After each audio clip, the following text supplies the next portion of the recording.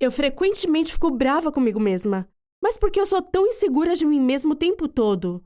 E por que eu não acredito de verdade em mim mesma? Afinal, isso torna minha vida mais difícil. Especialmente agora que eu tenho um namorado. Eu gosto muito dele. Eu não quero arruinar tudo. Então, eu preciso compartilhar a minha história e pedir a opinião de vocês. Meu nome é Kate e eu moro com meu pai. 2 anos atrás, minha mãe nos deixou e fugiu com o amante. Meu pai não conseguiu lidar com isso e começou a beber. Ele passou mais de 6 meses em sua garagem sem sequer largar a garrafa. Quando ele finalmente parou, nós acabamos sem nenhum dinheiro no final das contas. O papai é mecânico, coletar e consertar carros é tudo o que ele sabe fazer. Mas agora ninguém quer qualquer coisa com ele. Então eu tinha que começar a ganhar dinheiro. Mas eu também tenho a escola. Eu teria que largar a escola. Mas eu não quero ser igual a minha mãe. Ela me deu à luz aos 16 anos e nunca voltou. Eu entendo que eu preciso de educação. Mas eu espero que vocês saibam quanto é difícil para eu ver todas as garotas bem vestidas. Quando tudo o que eu tenho é o meu velho suéter, do qual eu remendei um buraco recentemente a propósito. Foi o Jim quem notou. Jim é o garoto mais popular da nossa escola. Eu me lembro do dia em que nos falamos pela primeira vez. Se ele entendesse mais de carros, isso jamais teria acontecido. Foi assim que aconteceu. Eu estava a caminho de casa depois da escola quando o vi na estrada. Ele estava inclinado em cima de seu Porsche com as mãos na cabeça. Eu percebi que o carro dele tinha quebrado e eu imaginei que eu podia ajudar. Afinal, eu tinha crescido na garagem do meu pai. E aos 13 anos eu já tinha montado um carburador. Mas eu fiquei com vergonha de falar com Jim e passei por ele. Então ele me chamou. Ei, como vai? Nós somos da mesma escola, não é? Eu viajava frequentemente com Jim falando comigo, mas na minha cabeça nunca soou assim tão horrível. Esse babaca egocêntrico nem tinha certeza de já ter me visto antes. Ele perguntou se podia usar meu telefone porque o dele estava sem bateria e ele precisava chamar ajuda, mas eu não tinha um. Eu sei o que vocês estão pensando, quem não tem um telefone? Mas alguns meses atrás, eu tive que escolher entre comprar um telefone e pagar a hipoteca. Eu escolhi a segunda. Como eu tinha vergonha de contar a ele, eu me ofereci para dar uma olhada no que tinha de errado com o carro dele. O Jim não ligou. Eu senti ele me olhando de perto enquanto eu examinava o carro dele e eu corei pra caramba. Mas eu sabia o que estava fazendo. Afinal, eu simplesmente amava carros. Eu não encontrei nada debaixo do capô e procurei no compartimento do passageiro para dar uma olhada na caixa do fusível. O cheiro era tão bom. O Jim tinha o melhor de tudo.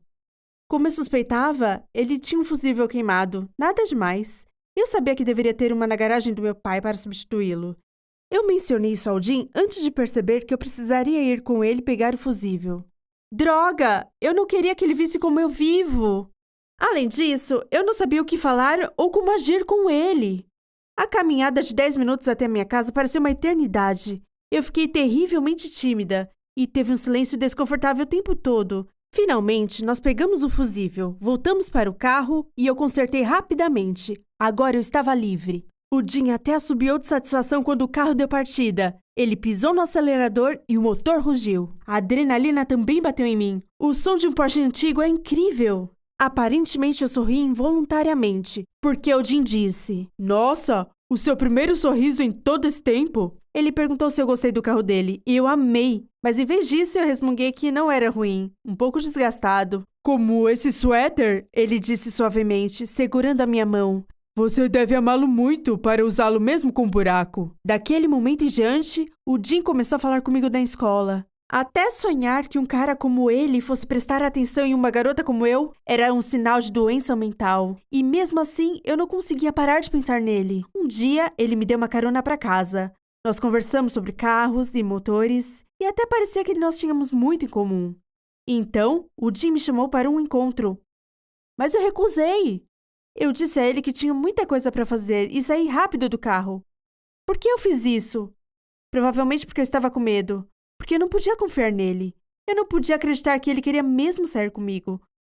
Porque eu conhecia o tipo de garota com os quais ele normalmente saía. E eu não me pareço em nada com elas. Talvez se você me vestisse direito e arrumasse meu cabelo, mas eu não tenho dinheiro para essas coisas. E eu nem sei como me maquiar. E rir automaticamente como elas faziam. O que dizer de flertar? O Jim não foi feito para mim. E não tem mais conversa. Eu estava em casa sozinha numa sexta-feira. Eu estava tentando me ocupar com uma distração. Mas eu não conseguia tirar a nossa última conversa da minha cabeça. De repente, eu ouvi o rugido do motor dele vindo lá de fora.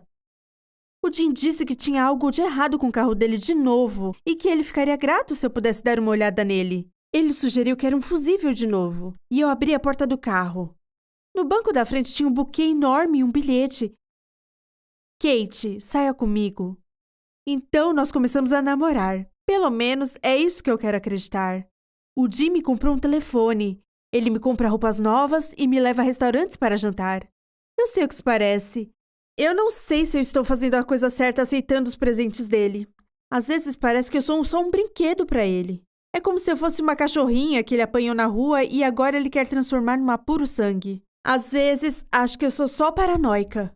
Ele é sinceramente gentil comigo e ele gosta mesmo de mim. Droga de insegurança! Eu estou tão acostumada a ser uma rejeitada e a passar despercebida que o papel de namorada do cara mais legal da escola só me atormenta. E também os amigos ricos dele. É difícil estar na companhia deles e me sentir uma estranha o tempo todo. O que mais eu devia fazer? Será que devo continuar namorando Jim? Eu adoraria ouvir o conselho de vocês, porque eu não tenho com quem mais discutir isso. Oi, eu sou Emma. Tenho 18 anos de idade e jamais teria convidado vocês para me visitar. Eu sentiria muita vergonha se vocês vissem com quem eu moro. Mas um dia decidi que isso tinha que acabar. E o que aconteceu foi o seguinte. Naquele dia, meu novo namorado, Brad, me trouxe até em casa e perguntou se podia entrar. Eu menti e disse que tinha um monte de coisa para fazer, então talvez uma outra hora. Mas ele disse que só queria um copo d'água porque estava insuportavelmente quente lá fora. Eu tive que levá-lo para a cozinha, né, e servir água. Daí, mal podia esperar ele terminar de beber para que ele pudesse ir embora antes que ele visse. Naquele momento, ouvimos um barulhão na sala e foi como se alguma coisa pesada tivesse caído no chão, como um saco de gesso. Então, com uma respiração ofegante, alguém começou a arrastar o saco de gesso lentamente pelo chão em direção à cozinha. O som estava se aproximando. Brad olhou para mim ansiosamente e então, na direção do som que se aproximava, finalmente a origem do som estranho apareceu na porta. Esse. Esse é meu irmão Chuck. Foi por isso que eu não queria deixar você entrar. Ele comeu meu último namorado. Mas que diabos é essa pessoa? Foi uma piada idiota, é claro. Eu gostava bastante do Brad e eu não queria que ele se distanciasse. E a aparência do Chuck sempre assustava todo mundo. Ele era incrivelmente gordo. E nos últimos meses ele nem conseguia andar de tão pesado que ele estava. Ou ele engatinhava, ou ficava deitado por aí. Ele tinha engatinhado para a cozinha e, com vergonha do Brad, ele estava paralisado na porta. E ele só tinha 8 anos, mas já pesava quase 136 quilos. O Brad foi embora, de queixo caído, chocado, e nem mesmo se despediu. Meu irmão, claro, ele não tem culpa de nada, porque desde pequeno ele tem um certo distúrbio metabólico. Até mais ou menos 2 anos de idade, o Chuck, meu irmão, parecia uma criança comum, só um pouquinho maior que outros bebês. Mas aí, mamãe e papai começaram a brigar com frequência e as coisas em casa se tornaram assim, tipo, insuportáveis. E eles se separaram, né? Talvez o divórcio dos meus pais não tivesse relação alguma, mas foi depois disso que nossos problemas começaram. A mamãe não tinha tempo para monitorar nossa dieta, ou ela trabalhava o tempo todo, ou estava sempre pensativa e distante. Eu também não estava preparada para cuidar do meu irmão. Eu mesma ainda era uma criança. E foi aí que o Chuck começou a comer um monte de coisas gordurosas e nada saudáveis e começou a ganhar peso rapidamente. Um ano depois, quando ele tinha 3 anos, nossa mãe nem conseguia mais pegá-lo no colo. Aos 4 de idade, ele pesava mais do que eu, muito embora eu seja 9 anos mais velha do que ele. Apesar de Chuck pesar mais do que alguns adultos, ele era primeiramente ainda uma criança, sabe? Uma criança. Enorme, pesado, desengolçado e arteiro. Era uma baita mistura. As coisas em casa eram bem perigosas. Ainda tô surpresa que nosso gato estivesse vivo. Eu morria de medo do Chuck esmagá-lo nos braços ou sentar em cima dele sem querer. Meu irmão era como um elefante numa loja de porcelana. Ele sempre quebrava, esmagava ou comia tudo. Quando eu fiz 14 anos e meu bolo de aniversário estava na cozinha, o Chuck o engoliu em alguns minutos. Minutos, gente.